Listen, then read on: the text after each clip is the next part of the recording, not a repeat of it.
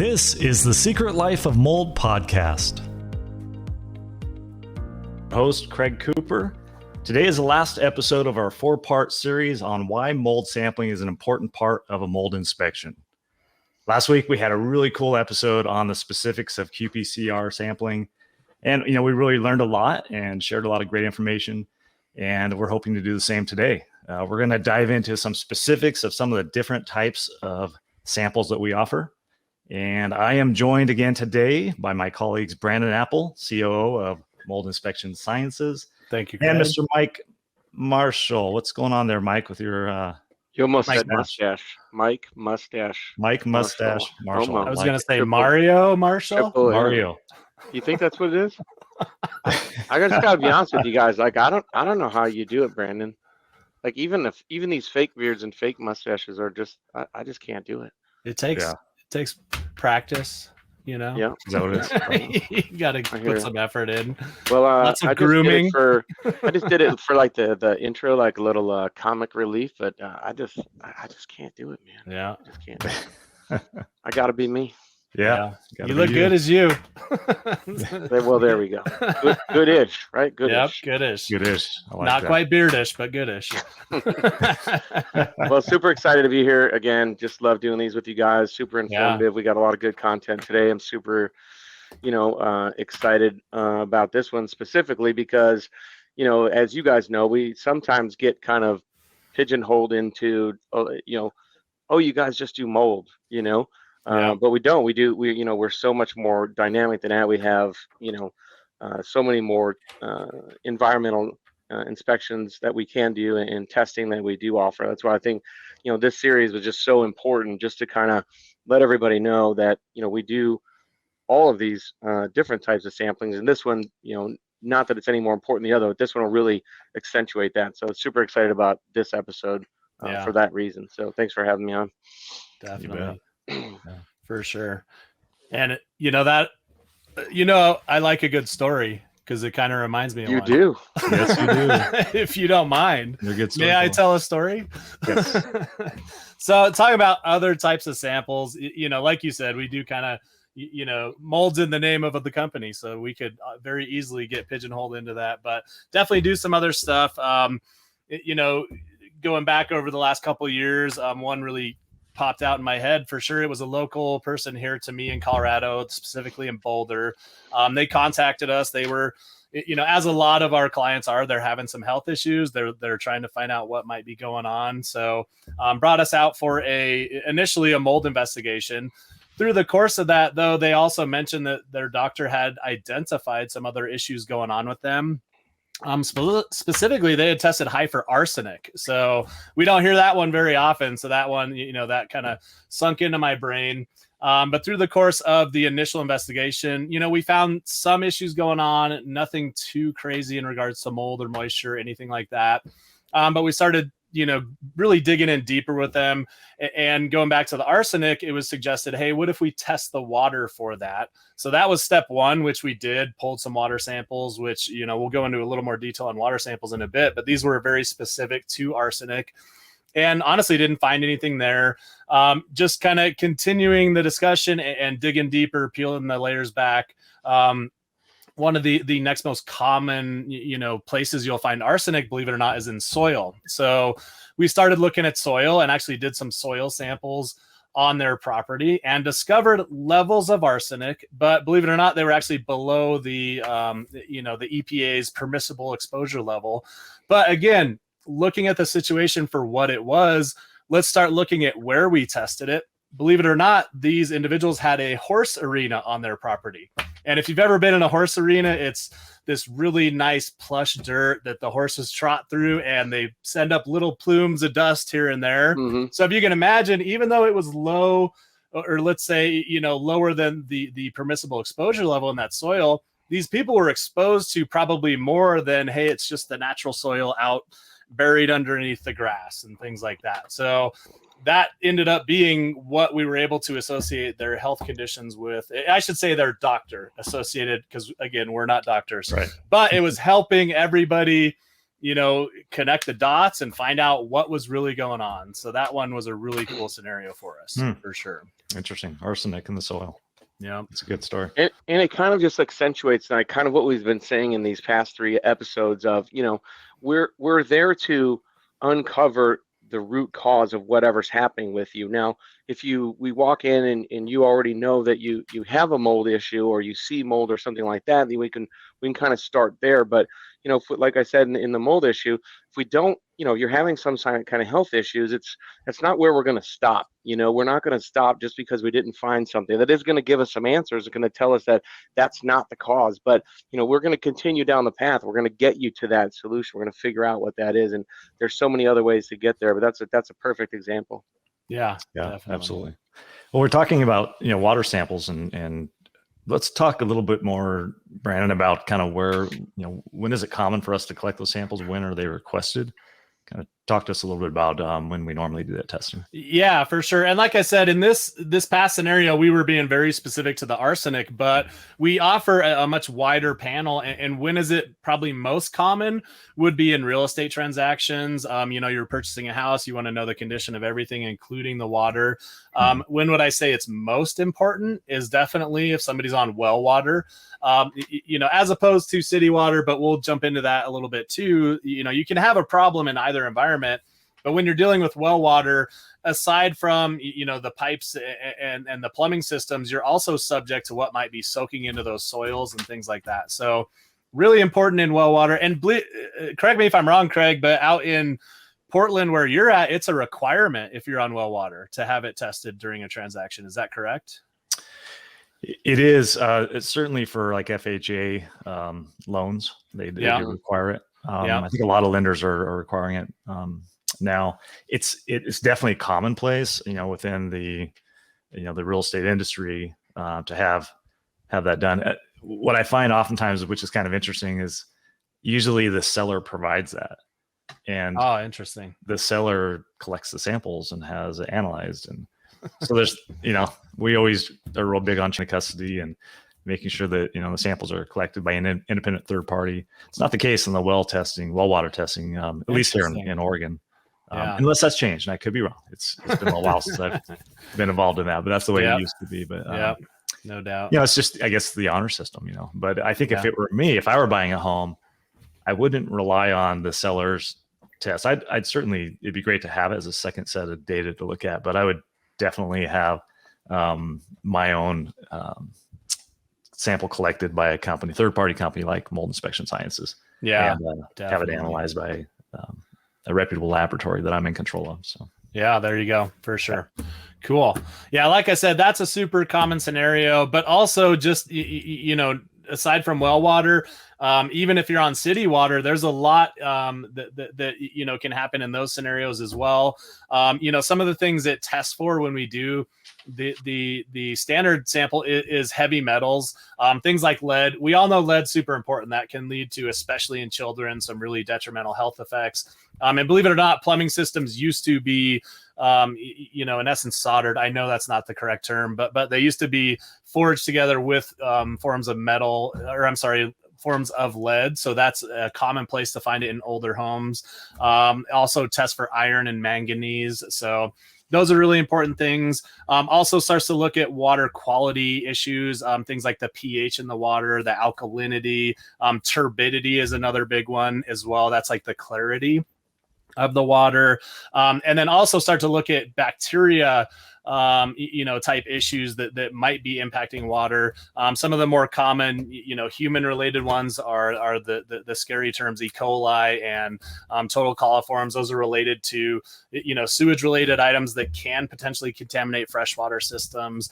Also, looking more at kind of general agriculture type situations. Again, maybe that well water situation is that we test for nitrates and nitrites, which come from potentially fertilizers, where do those track back to is animal waste in a lot of cases. So when we talk about things we don't want in our water, what's probably number one is going to be human or animal waste. So really good things to keep in mind when it comes to, testing your water systems. So that's a really common one that we like to offer. actually worked with a client the other day who mentioned, and it was a rural property, definitely farmland all around. And one of the things we were doing a mold assessment, but she did mention that she had some issues with her well.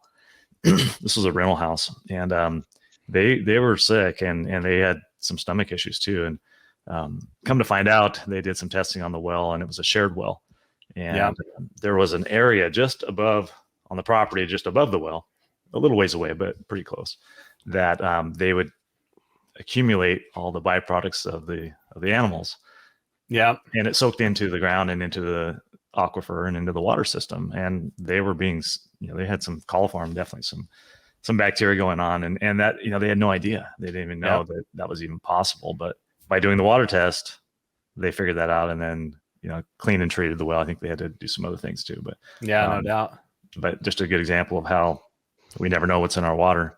Yeah. And, even more reason to do. And one of the bigger things about the bacteria testing also is that normally that's more of an immediate response, from if someone's getting sick or not feeling right. But the scarier one is really, the heavy metals in the water, because those are the silent killers, right? Those are the ones that are depositing, small amounts of those minerals and ions into your bloodstream, which lead. A lot of people don't know it can trick the body into thinking that it's actually healthy calcium, and the body deposits it into bone material. And so you don't know about that until years and years and years later. So, it's not just about, getting your water tested if somebody's getting sick. It's, you move into a new house, you have a scenario, you should, put some sort of a safe water plan in place, even for your home. And we'll touch on this a little bit later too, but thought it was a good spot to just kind of talk about that a little. No doubt. And back to the pipes we were talking about. A lot of people think of lead with lead pipes as like main service lines, from municipalities or going into an older home. That was the most common thing. But and then a lot of those have been replaced over the years. But there's still the concern of copper pipes. Brandon, you mentioned, and you kind of touched on the solder. It was in that material they use to combine those pipes, which is the solder material, where there could be lead leaching into the water. And so a lot of people think they have a newer home with copper pipes, you're good, there's no lead. Well, the older copper pipes, may have had some issues with that, and that's where that testing is important. Good point. Anything else about the water testing, Brandon? No, I think. Well, we could go on for days. I mean, how deep do you want to go? Do we have a time limit? Tomorrow I do have plans. So for sure. Okay. Now that water again, it's one of the pillars of life. There's not life without water, so might want to make sure that's looking good. So I'll end on that. Absolutely. And not even in a real estate transaction. If for someone who's been in a home and they just maybe have never had their water tested, give us a call and have us come out and do a water screen and just just for peace of mind, if nothing else. So definitely a good idea. Let's talk about another type of testing we provide, or sampling, allergen sampling. Brandon, take it away. Yeah, for sure. Allergy testing, that one, really common. A lot of the symptoms people call us for related to mold. Mold in and of itself is an allergen. So a lot of those symptoms can show themselves as an allergy, but obviously there's lots of other allergens that are potentially in our home. I guess I'm going to, can I quiz you two real quick and throw one out there? What do you think is the most common allergy and asthma trigger within homes in the United States? Any idea on that one? Yep, I do. I would say, well, I'll just play devil's advocate and say, the one you hear about the most on the news is like, the pollen counts are high today, so maybe I'll say pollen. Yeah, you hear that one a lot. Good guess. Yeah. I a lot of people think dander, pet animal dander. That's a common one. It's a real common one. I know it's not number one, but that's one that we see a lot. I'm having a hard time. I wouldn't have asked if I didn't know you guys would get it wrong. So, but believe it or not, and this is, I'm going to quote this, according to the American Academy of Allergy, Asthma, and Immunology, it is a microscopic insect commonly referred to as a dust mite. And believe it or not, there is a lot of dust mites. Number one, for sure. And a lot of people, they hear dust mite and what's their no, I keep a clean home. Like there's no dust mites in my house. Right. Well, you know, being in this industry, we learned that on a microscopic level, no home is truly clean, is it? Right. So every home has some degree of dust mites. They have a very natural order in the grand scheme of, you know, nature, and they, you know, dispose of microscopic things. Most common is the stuff that we're shedding on a regular basis is skin cells. So those dust mites are eating our skin cells, believe it or not. So going back to allergy testing, what we most commonly offer, it's the multiplex array for indoor allergens, commonly referred to as the Maria. And what's it going to test for? We already got dust mites as a big priority, so we're going to throw that one in there. It also tests for, Craig, you had mentioned the dander and things like that. That's going to be the cat allergens and dog allergens. Those are pretty common, obviously, if you have animals. And then also cockroaches. That's another one of those higher, you know, priority ones. And again, a lot of people, you know, keep a clean house or apartment or this, that. I would refer those multi-unit facilities with mini apartments. You could have a spotless apartment, but who knows what your neighbor's doing next door. Believe it or not, you could have some allergens related to that. So, you know, the ability to test for allergens can really answer some questions as well. So another, you know, one of those tools in our tool bag to help us determine if there's a problem or not. Yeah. I had another interesting conversation with the client, and we were talking about allergen testing or allergy testing. She decided not to do that because a real common thing we hear is, well, I know I've got a cat. I know I have high dander levels. Well, yeah, you probably do if you have a cat, but you might also have something else. Yeah. But I was talking to her. I'm like, well, you know, at least maybe do a few things just to try to rule out some allergens as being a cause of your symptoms. I'm like, you know, a good thing to do would be to put a dust mite cover on your mattress. And I asked her, I'm like, how old are your pillows?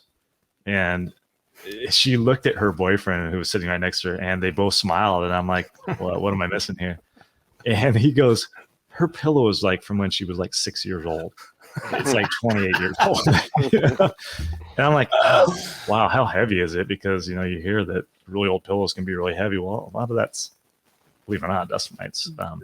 Anyway, I'm like, okay, I'm not going to, obviously you have an attachment to that pillow, so I'm not going to convince you to get rid of your pillow, but how about if we put that in a dust mite cover, you know? Yeah, there you go. It's one of those things that, you know, maybe it was part of it, maybe not, but I kind of suspect, because we know that dust mites are one of the number one leading causes of allergens. I think that gal, you know, it'd be interesting to follow up with her and see if how she feels after she's not. That's one of those where you say, I'm not telling you what to do. I'm just telling you what I would do. Right. Exactly. If I were you, I'd get rid of the pillow.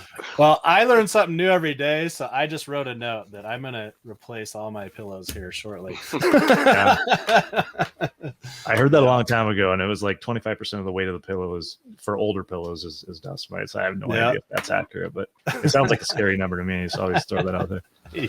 But if your pillow is more than and honestly, my pillow is probably like 4 years old, so I shouldn't be preaching. We're probably all going to go replace our pillows now. Yeah. I think 25% of the weight of my wife's pillow is lavender. On there really? They're out. That kills dust mites. Essential oils. That's why they call them essential, right? They are essential. That's funny.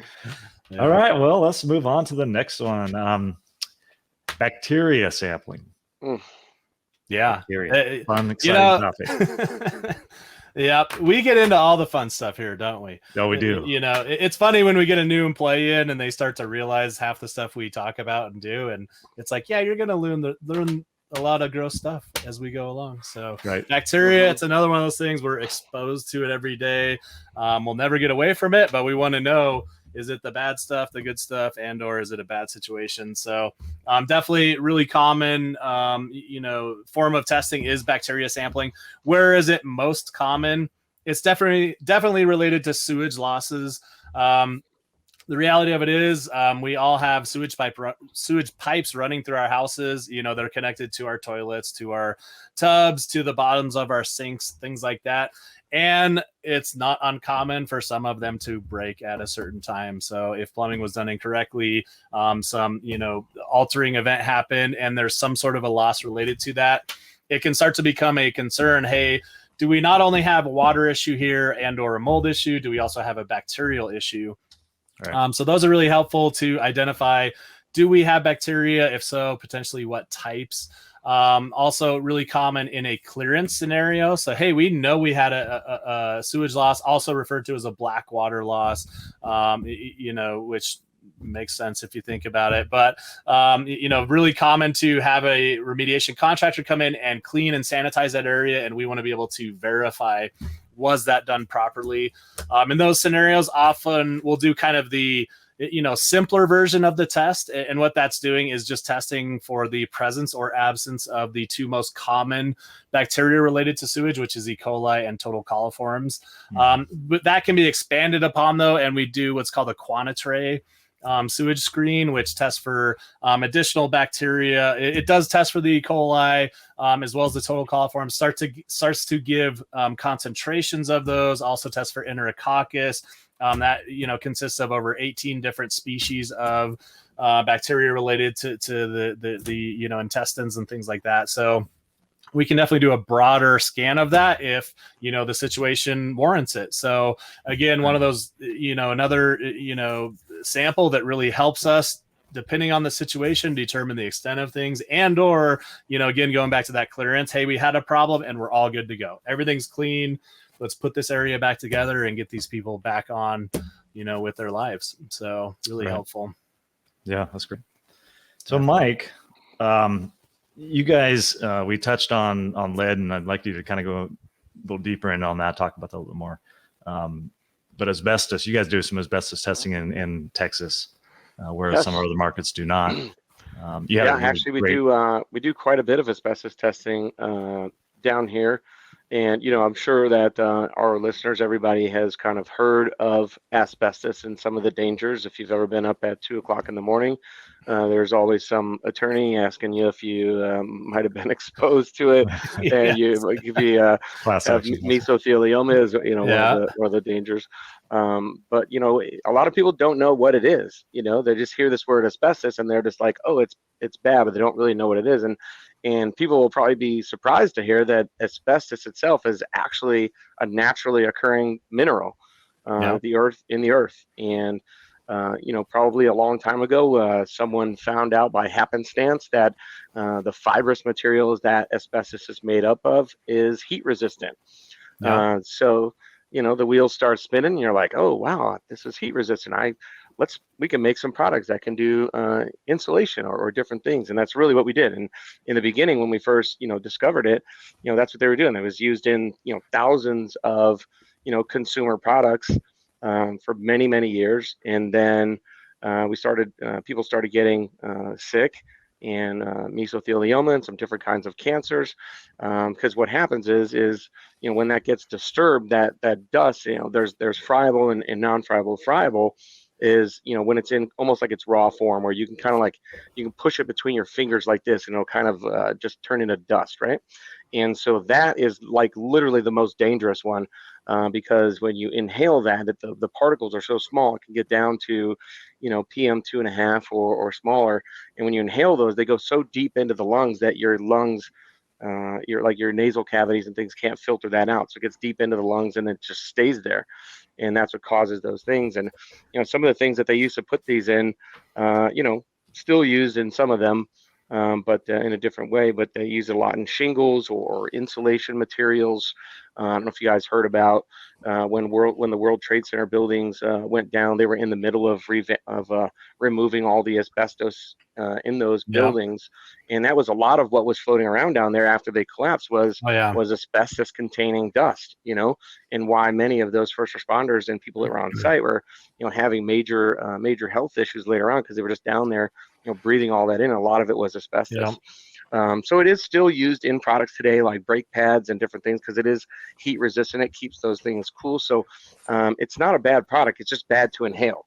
You don't want to get that, inside of you. And that's really when the danger is. If you had, asbestos, and I've had this conversation with some clients, they have a popcorn ceiling in their garage, which I don't know who thought of that, but it just wouldn't be me.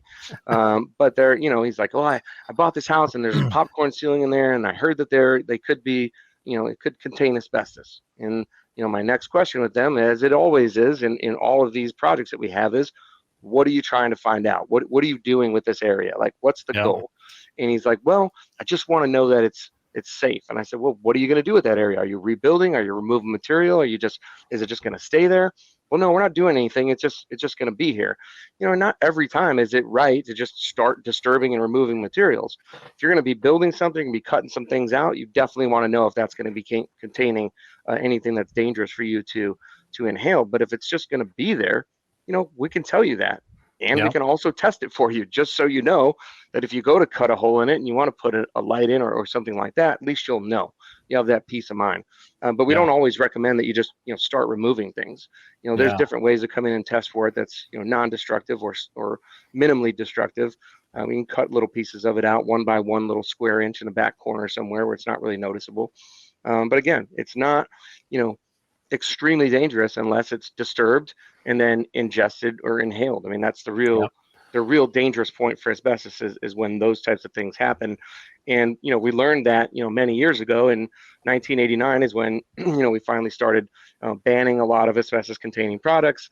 And although it's not banned in the U.S., it's highly regulated across the United States. It's a federal thing. And anytime you're doing any type of demolition, construction, anything like that where you're removing materials, especially in older buildings, you're going to want to make sure that you have an asbestos survey and at least somebody on site who's going to, if not test for those, give you that survey to let you know if there's any asbestos containing materials or things that look like asbestos containing materials. And don't try to take that on yourself. I mean, although you can take a bulk sample yourself and send it into the lab, we would highly advise you highly not to do that. Trust the professionals.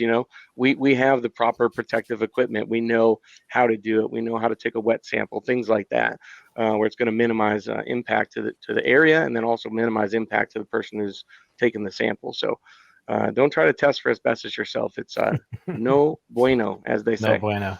Yeah. And just like all the other testing too, just so everybody knows, we're completely independent of the mitigation or the removal of asbestos products in Texas and anywhere else. So we are independent third-party testing that can do that assessment, but we just avoid any conflicts of interest in not only asbestos, but all of our testing. We don't do any remediation, cleaning, or removal of any of those. And that's a great point too, because, we don't have an interest in finding or not finding whatever it is we're testing for. Our interest is the client. Our interest is getting you to the solution you're looking for, whatever that may be. And if it's telling you, hey, this isn't the area, we tested here, this is not hot, but we need to continue to test in these areas to make sure we get you the answers you're looking for. We have no skin in the game to say yes or no. We just want you to get you that objective third party, get you the data, and then tell you what the next best steps are to get you to that healthy environment.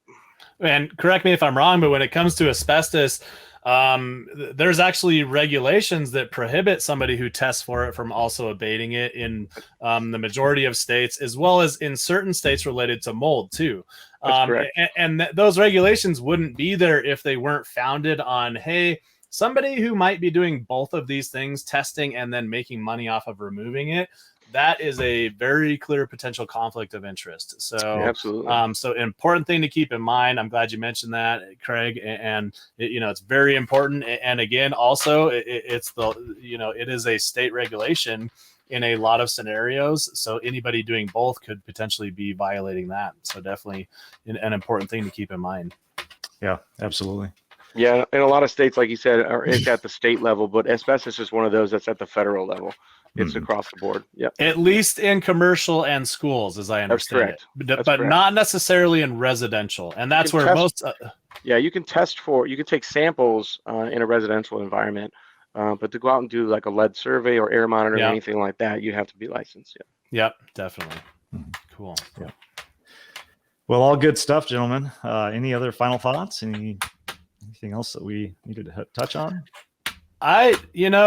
Mike, you had alluded to it. Didn't you guys get involved in some lead, regulations down in Texas recently? Yeah, actually, that was earlier this year. we were contacted by a state representative, Senator Gervin Hawkins, who we had worked alongside when we were doing some of the mold regulation work down here.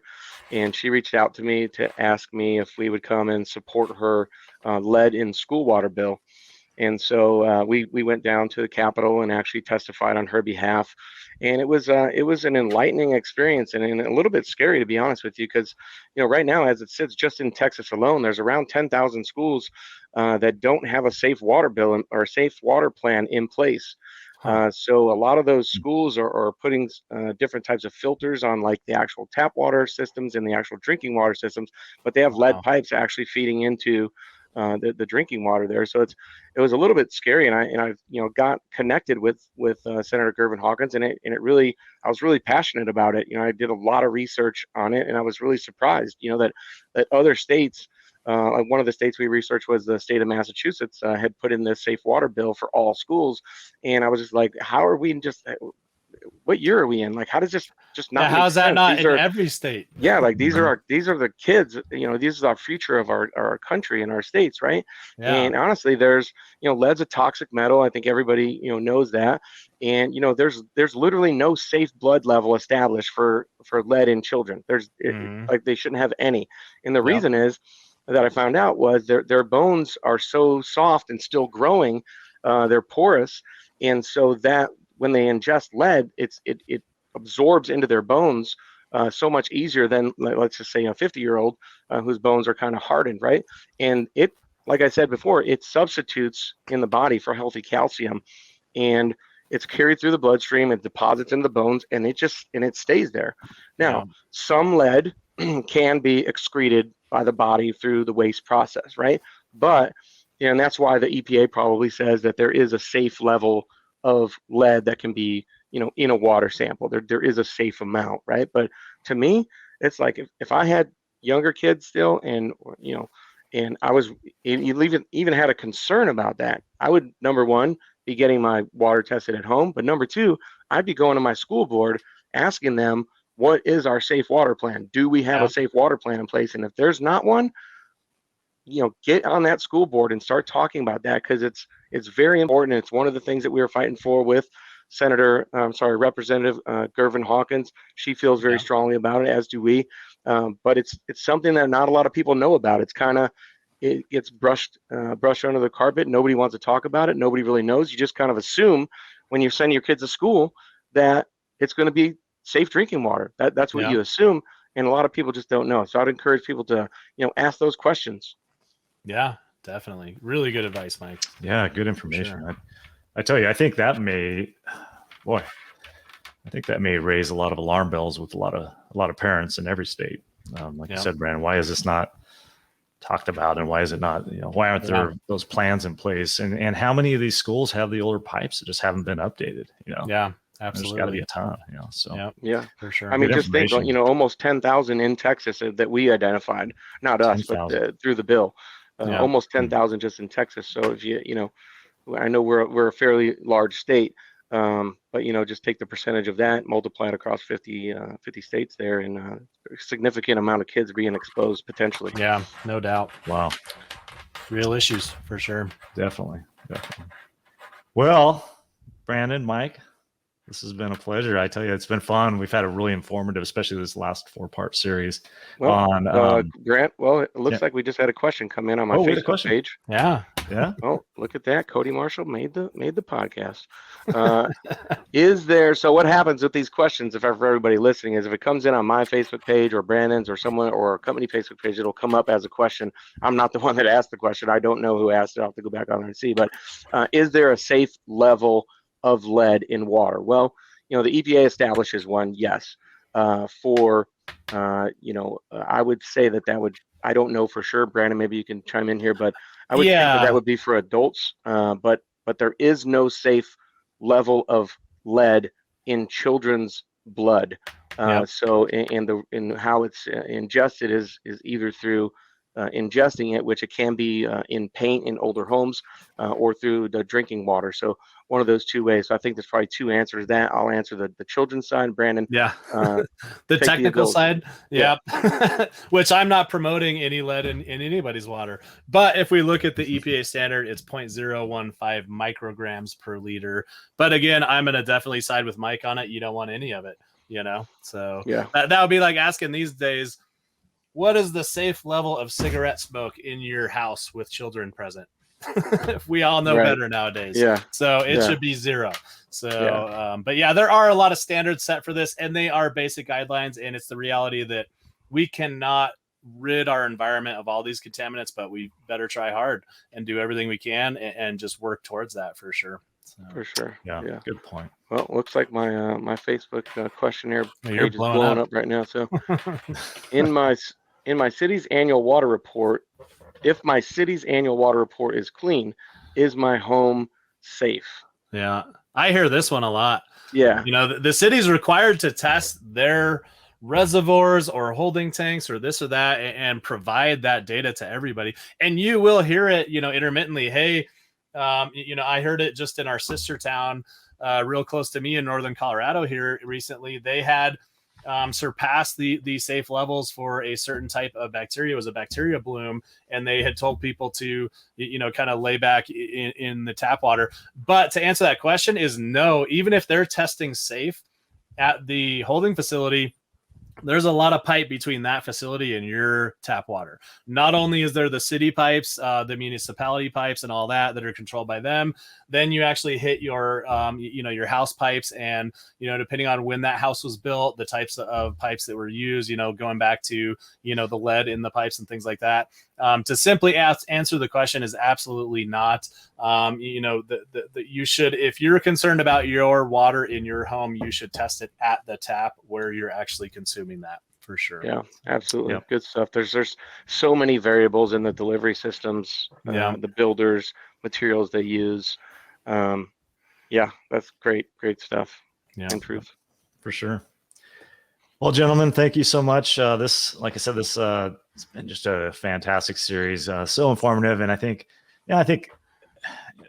it's given our listeners and our viewers really some good insight on what we do. We have a pretty extensive amount of knowledge base, testing options. We are here to help our clients, definitely, and that's our mission and our goal. So thank you for your guys' expertise. You guys both have really contributed a lot to all of this. So thank you, gentlemen. Thank you, Craig. I'm kind of sad. I'm kind of sad it's over. I was gonna say it's bittersweet, eh? A little bittersweet. Yeah. Well, I guarantee you. Well, I think we'll have you back. Yeah. I guarantee you guys will be back. Sounds good. We'll come up with some. I look forward to it. Yeah. And again, I feel like this just kind of spoke to just how passionate, we are about getting people those solutions. And it's, kind of how we hire people. One of the first questions we ask them is, do you care about people and their health? And to be in this industry, we really gotta, you really gotta find those people that really care about helping people. And that's really what we do at the end of the day. And this is just the method that we've chosen to do it because it is very important and it's ever changing. So stay tuned for more episodes. Yeah, absolutely. No doubt. And send us some feedback if you have, if you guys have topics you'd love like us to kind of touch on and discuss. We're always looking for ideas, and we have a pretty amazing team that puts together some great content and topic ideas. So we're always looking for new topics as well. Yeah, as well as recommendations for facial hair for Mike. If anybody has any recommendations for what they'd like to see on the next round. Yeah. I'm open to all suggestions. Very entertaining. Yeah. Well, thanks again, guys. And if you've missed any of our podcasts, check out our website. We've got many podcasts on there that are really informative and helpful. If you have any questions, need any assistance or information, please contact our amazing team, customer service representatives. We are truly here to help. And thanks again for joining us. And we look forward to having you join us again for a future podcast. Thank you for joining me today for this episode of the Secret Life of Mold podcast. If you need help with mold issues in your home or office, we'd love to help. For our Texas location, please call 888-335-MOLD. That's 888-335-6653. Or email contact@moldtx.com. For our locations other than Texas, reach out to our customer care team at 800-619-MOLD. That's 800-619-6653. Or email us at contact@moldsci.com.